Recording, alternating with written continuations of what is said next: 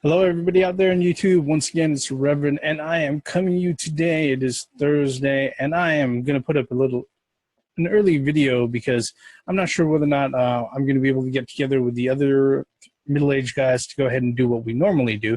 But there are actually quite a few things that happened this week in the world of video games that I'd like to take a few minutes out to go ahead and address, maybe to expound on and give you my thoughts. There's a lot of interesting things. Actually a lot of hardware announcements this week. The first announcement was actually that the Nintendo Galaxy, the new Nintendo 3DS XL Galaxy, which has been announced and is set to be released actually this Friday, the September 2nd, 2016. And to go ahead and give you an idea of what that looks like, let me go ahead and pull up my screen here. And let me show you what's going on. All right. This right here is the new Nintendo 3DS XL, the Galaxy version. As you can see on that particular picture right there, it's got a cool little starry galaxy sky on a deep violet and blue color. Honestly, if I was getting this for my wife, it'd probably be pretty cool. She'd probably fall in love with the color here. Well, let me go ahead and show you. This is basically what the cover looks like. And that right there is a picture of the Galaxy with the covers open all together. Now, myself, if I already didn't own two 3DSs, I might pick this up. But, you know, if you're looking for something new to go ahead and hand to somebody, it actually looks kind of cool. Going on to other hardware news, information about the PS4 Slim leaked out. Now, Sony themselves, they are planning I believe, a PlayStation meeting on September 7th, which is actually not this coming Friday, but around a week away, and where they were expected to go ahead and unveil the PS4 Slim, PS4 VR, and also give us probably an official announcement for the PS4 Neo. Well, information about the PS4 Slim was leaked online, and in fact there's actually a full review of the hardware itself, and it seems like the information came out from a distribution center within the United Arab Emirates. Now, okay, so a lot of people may be thinking, oh, it's bullshit, this is untrue.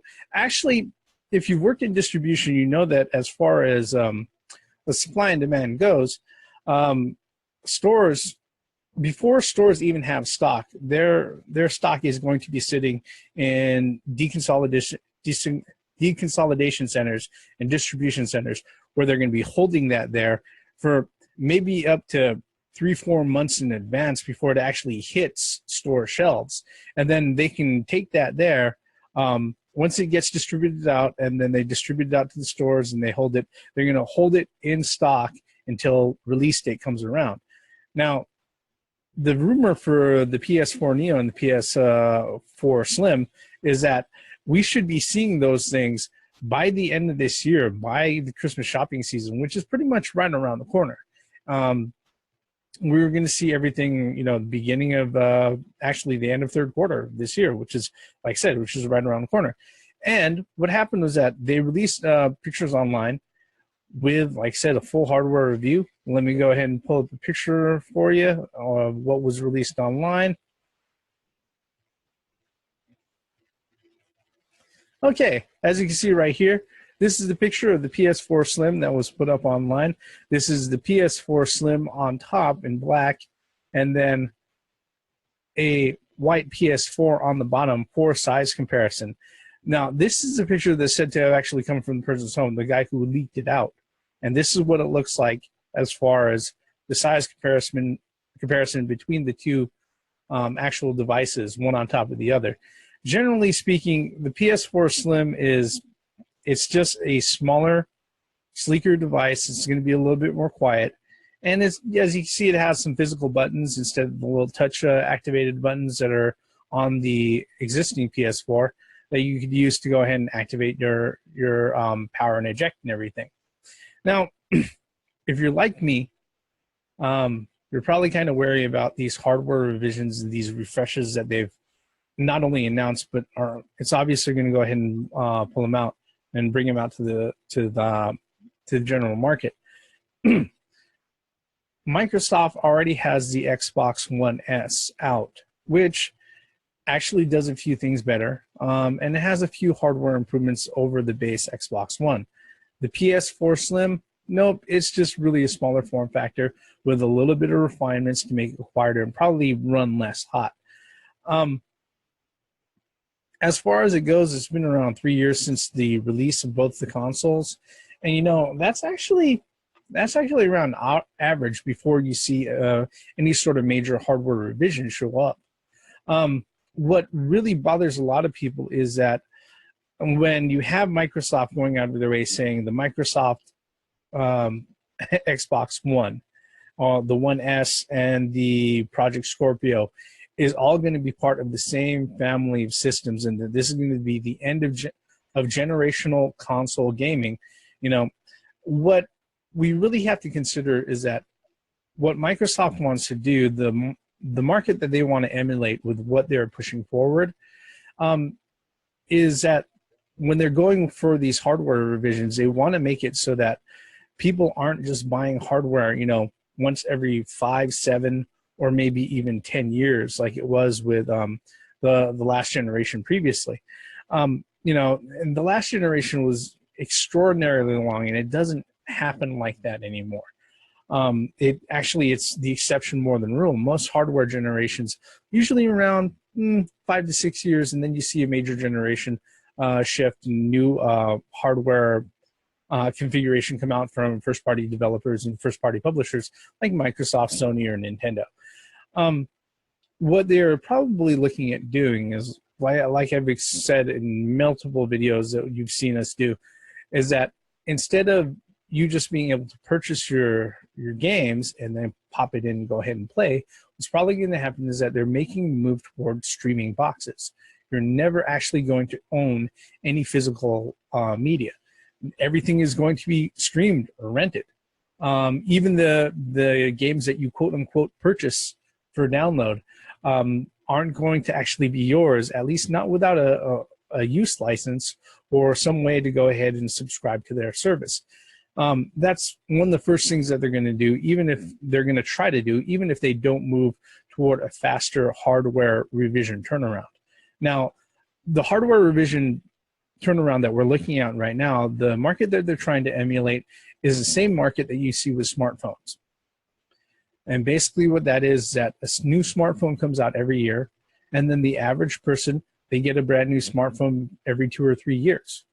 What happens is that you don't pay for the phone outright, or the majority of the time. You get subsidized.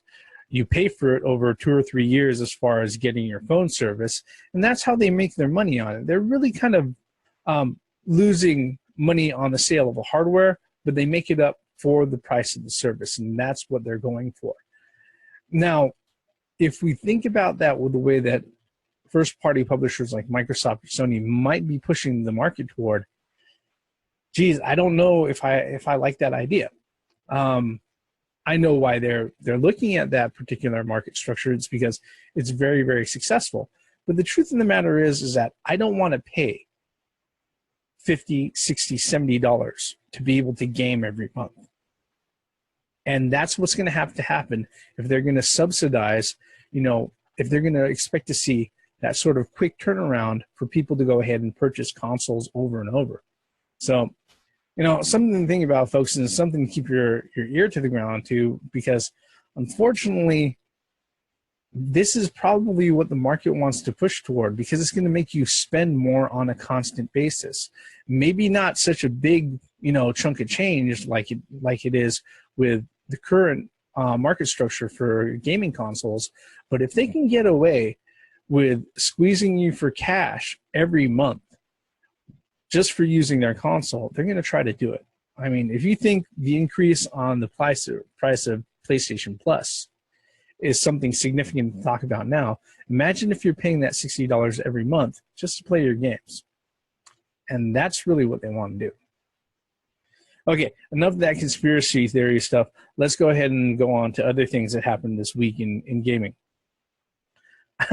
to go ahead and touch back on things that we've talked about earlier.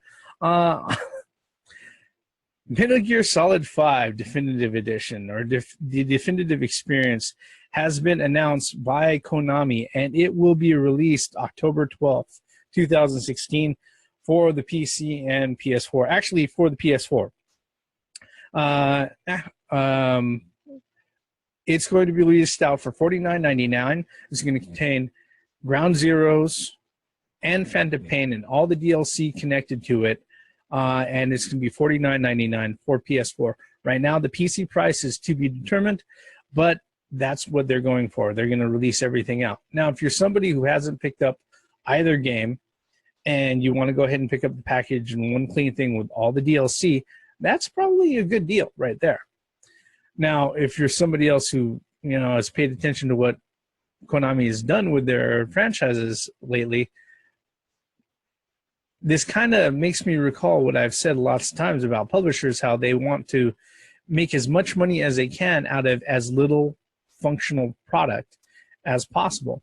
And the truth of the matter is what they're hoping here is that they can get a hold of a lot of people who are on the fence for those two particular games. Sure, they're not going to get you at the full $60 and $30 per pop and all of the DLC, which probably adds to much more than that.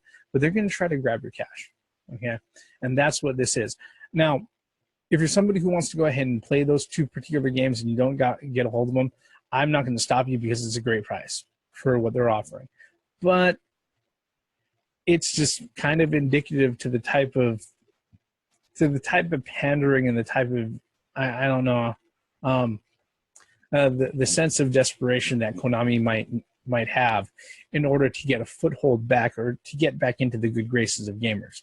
Is this going to work in the long run? I'm pretty sure it's going to sell okay, but it does nothing to change my opinion of Konami at this time. I'll just be honest about that. Moving onward, Sierra Entertainment Classics. All right, these old Sierra games like the King's Quest games. And let's see here. I believe, oh shoot, you have Police Quest, you know, the Space Quest collection, Gabriel Knight Saga, and everything else. All of that stuff has been released on Steam. That was released on Steam earlier this week. And to celebrate that, Sierra went ahead and they actually released out this huge Humble Bundle. Let me go ahead and share that screen for you so you can see what I'm talking about. What they have, no, get me over there. Okay, share the screen. All right, this is the Humble Sierra bundle. Okay, and what we have here is that you have all of this stuff here. Basically, if you pay $1 or more, you get Space Quest, Phantasmagoria, Police Quest Collection, Shiftlings. You have, I believe, something like 1, 2, 3, 4, 5, 6, 7, 8, 9, 10, 11, 12, 13, 14, 15, 16, 17, 18, 19. Over 21 games right here that you can get a hold of. Actually, more than 21 games. No, this is 21 or 25 games that you get a hold of for around $20 or more. If you're a Humble Bundle, if you go ahead and you purchase it from Humble Bundle, it's great. These things are freaking awesome. You know, if you're into the classic Sierra games, yeah, I know a lot of particular people out there have actually been looking for, you know, ways to play some of these games. Police Quest is a great one. The Gabriel Knight games, great adventure series, classic. You know, it's just that with Windows, when you have a game that's released for an older operating system, sometimes it gets kind of tricky to play it on something new, like something that's running Windows 8 or Windows 10. So it hitting Steam is a great thing. I'd suggest going out of your way and getting a hold of it. This is one I'm probably gonna have to sit out for the fact that I'm kind of strapped for cash right now. But that's another story altogether. All right. Okay. moving on with releases and announcements for releases. Kingdom Hearts 3. This is an odd story. Kingdom Hearts 3 has pretty much been slated for release on the PS4 and Xbox One ever since the title was revealed out. However, it turns out that it might be released as a PS4 exclusive in some territories, especially if, you know, if Japan's Xbox storefront is any sort of indication. What happened was that the Kingdom Hearts, they noticed, the folks at Kingdom Hearts aficionados at Cage 13, it appears that when they were navigating the Japanese page, product page for Square Enix, that recently it would return them an error message. Okay, the English translation is rough, but when they picked out the phrase, pretty much it was translated into the page you were looking for cannot be found, which can be extrapolated. The product that they were looking for has been deleted from that particular portion of the Xbox storefront, or at least that regional database. And it's still absent to this day. Now, unfortunately, at this time, nobody's made any sort of confirmation statement from either Microsoft or Square Enix or anything like that as to what may be happening with that particular page. But people are getting antsy. You know, Xbox owners are getting kind of antsy that, you know, if they were waiting for this particular game, it may not end up coming to the Xbox. Unfortunately, considering how Square Enix is a very Japanese company, and how the Xbox 360, excuse me, the Xbox One or Xbox Negative 359 isn't very well received there in Japan, I wouldn't be surprised if it's not going to be released for the Xbox One. Now, generally speaking, it is going. You know, it's a tough thing. It's a tough thing to swallow. You know, I was about to say that maybe it's going to be released on PC, but at this moment in time, it looks like it's going to be PS4 exclusive. Now, if that's going to be enough for you to rage about, I'd say, yeah, give it its 5 minutes. Okay, be upset or whatnot, let it out. But until we hear from Square Enix directly, we really don't know. Maybe there's just some things that need to be juggled around and redone. I don't know at this moment in time, but it's food for thought. Other than that, that's pretty much the state of video games and everything that's happened that I've taken note of. I'm probably going to be talking about this again with the other middle-aged guys. I don't know if we're going to be able to make it this week, but if we don't, hopefully we'll talk about it come next week or come next weekend. If we go ahead and we get down to that, I hope you go ahead and tune in, check out our channels, check us out. You know, if you like the content, hit like, subscribe. You know, give us some feedback on this. Right now, I'm just doing this video because I think it's probably going to be a good thing for me to go ahead and release things out and give you my thoughts on news as it happens. Hopefully, I can get into a better habit of making this on a regular basis. With that, I'm not going to try to take up your time anymore. I know it's precious to you. Like I say at the end of every video, if you're so kind, hit like, hit subscribe, leave me a comment below. Every comment that you leave is the start of a new conversation. And as I always say with every good conversation, it doesn't matter if you agree or disagree with me. If for a moment I stop, make you think, and consider what I'm saying, even just for a tiny bit, then I have accomplished more than you could ever imagine. See you later, YouTube.